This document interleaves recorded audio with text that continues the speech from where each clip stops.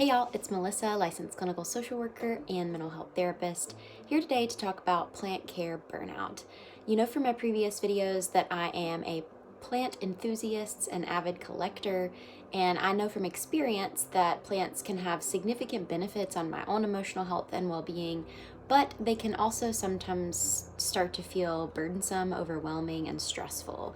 So this is video one of a two-part series on how we can both proactively avoid plant burnout and then what to do when we're in the throes of plant burnout to kind of pull ourselves back and get back into a space where plants bring us joy and calm and peace. So this video is going to focus on that first part, the proactive part of how you can think ahead and prepare so that you are enjoying your plant collection, enjoying plant care, that it is benefiting your mental and emotional health instead of taking from it. So stay tuned and let's get started.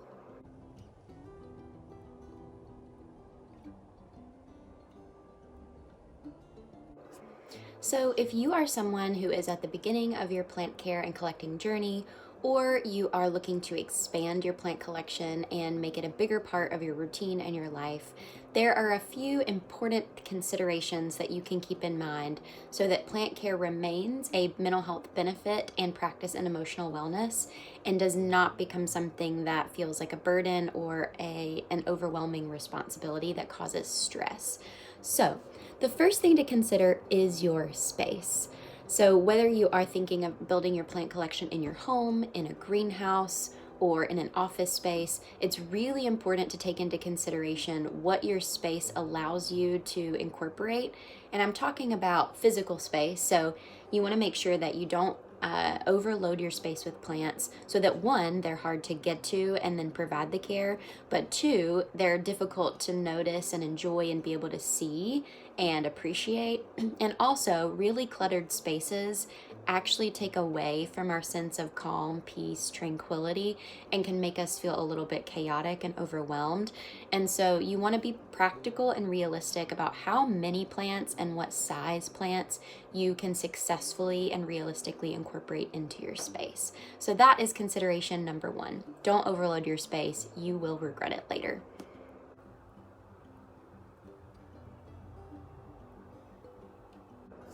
The second consideration that I think a lot of people take for granted when they're starting their plant care journey is consider your level of experience. Plant care can be really rewarding and exciting, but can also be complicated. And so make sure that when you are choosing plants to add into or to build your collection, that you are choosing plants that match your level of understanding of plants and their needs. So if you are a beginner, do a little research and find plants that are lower maintenance, that require less specific conditions to thrive, so that you don't find yourself feeling frustrated later when you are dealing with a plant that's not thriving, that's suffering, that's even dying, because you didn't really understand the considerations and the care that they require to be successful. Part of what benefits our mental health so significantly about plant care is the confidence that it gives us when we see our plants thriving under our care and the excitement and joy and pride that we experience in that situation. And if we put plants in our collection that we don't understand how to care for, the opposite can happen and those plants don't succeed and thrive, and that actually can cause us to take a hit to our feelings of confidence, self-esteem, and pride in our plants.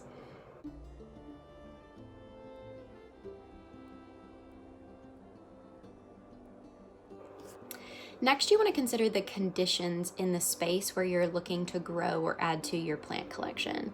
So the primary things that you're going to think about are light, humidity, and temperature. So consider the windows that you have in your home, what direction those windows are facing, and what you might be willing to do to supplement the natural light conditions of your home to support plants.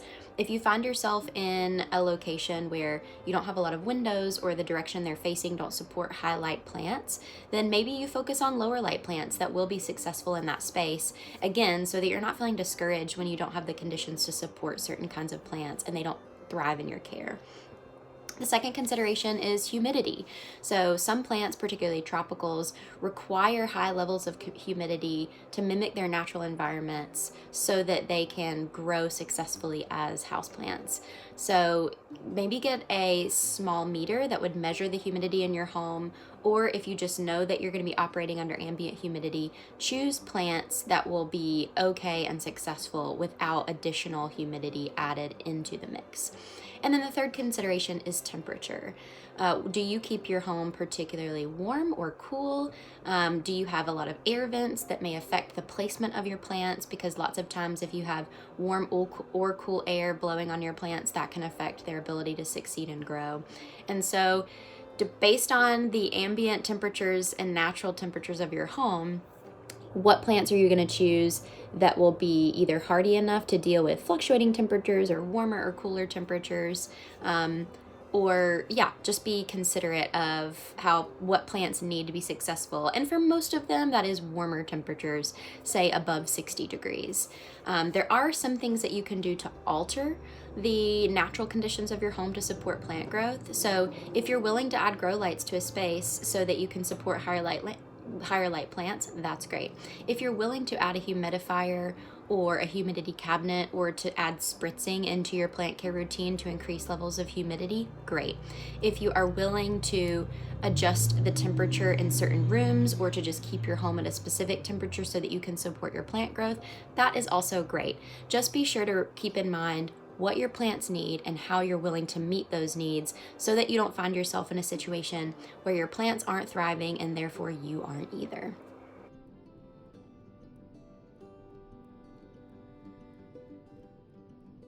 Another consideration that a lot of people take for granted is the financial commitment of plant care. So, if you're someone who's thinking about growing or expanding your collection, consider what your budget should be, both for initial plant cost and the ongoing maintenance of those plants. If you know that you're operating on a lower budget, that's totally okay. You can absolutely buy plants at a lower cost at bigger box stores, and often those are lower maintenance anyway, so the cost of their ongoing care will be lower as well. You can also participate in plant swap and sell groups where you can find cuttings and or plants for trade a little bit less expensively, and that can be a way that you grow your collection on a budget. But plants can get expensive, particularly the rarer that they get. And certainly the larger that they get, the more financial commitment they're going to require. The other thing to keep in mind is that some of the maintenance costs associated with plant care are things like soil and soil substrates, to make sure that you're giving your plant roots a healthy environment to grow. And as plants grow, they're going to need to be repotted. So that will require larger pots and new soil or substrate. Lots of plants that climb are going to need moss poles or some sorts of support, and those can cost money, particularly if you need them to expand or lengthen over time. Plant food costs money, so if you're wanting to fertilize your plants to promote healthiest growth, that's important to consider. Plant supplements, things that can promote and maintain the leaf health and the quality of your plants, are really helpful things to have around, and they cost money as well. Not to mention things like watering pots, sprayers, spritzers, humidifiers, all of those other things that we do for regular plant maintenance. It requires supplies. And then also a thing to remember is that pest control is an ongoing cost that is always going to be part of your pest or your plant care routine. So those are things like systemic granules or pesticidal sprays or beneficial predatory mites, if that's what you prefer. But all of those things cost money.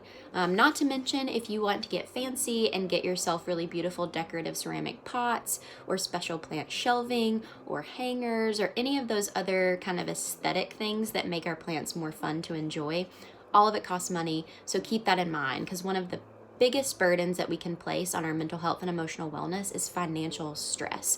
So as soon as your plant care and your plant collection starts to overwhelm you financially, it's no longer going to bring you the maximum benefit to your wellness. So keep that in mind.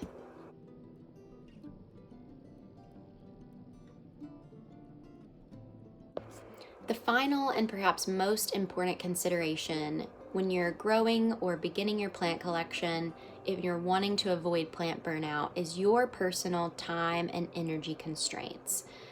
Plant care takes a lot of time, energy, and effort. And so you don't want your plant collection and its needs to overwhelm you or exceed the amount of time and energy you're able and willing to give it. So if you're somebody who's super busy, works full time, maybe is raising a family, super involved in the community, you want to make sure that your plant collection reflects that time limitation so that when you engage in plant care, it feels relaxing and like something that's easy to incorporate into your schedule and something that feels like rest instead of pressure, responsibility, burden, etc. The same is true for energy. If you know that you're someone who struggles with maintaining energy throughout the day, or you just are really tired at the end of a workday, for example, or maybe you deal with a chronic medical condition or mental health issue like depression or anxiety that zaps your energy and makes it difficult for you to engage in sustained attention or effort, keep all of that in mind when you're building your plant collection. It does not mean that you cannot have plants, because actually plant care, when in balance, can improve or contribute to your feelings of energy and fulfillment and rest. But when it exceeds our time and energy budget, so to speak, it stops feeling good. It stops feeling restful. It stops feeling relaxing. It stops feeling like it contributes to our mental and emotional well-being and instead is taking from it. So be honest and realistic with yourself about what time you have to commit to this hobby, what energy you have to commit to it. And if you know that there are seasons in your life where those things will change or fluctuate, the best strategy is to have a plant collection that can be accommodated when your time and energy are most restricted. Otherwise, you're going to build it up when you feel like you have more time and energy in seasons where that's true. And then when you enter into those seasons, like say the holidays or the school year or something like that, or summer when you're traveling, suddenly you find yourself overwhelmed, or your plants are suffering in the absence of your ability to nurture them well. Or you have to downsize in a way that doesn't feel great because you love the plants that you have and you don't want to get rid of them.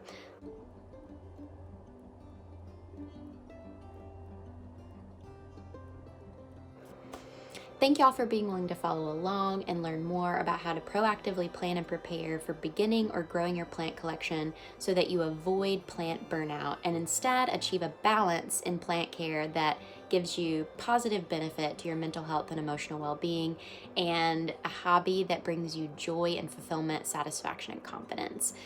This is part 1 of this mini series.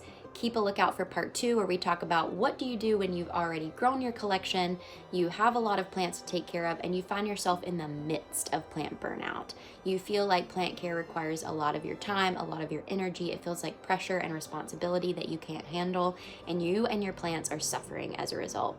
So I'll be on with that part 2 video really soon. In the meantime, thank y'all for following along, and I'll talk to you soon. Thanks, bye.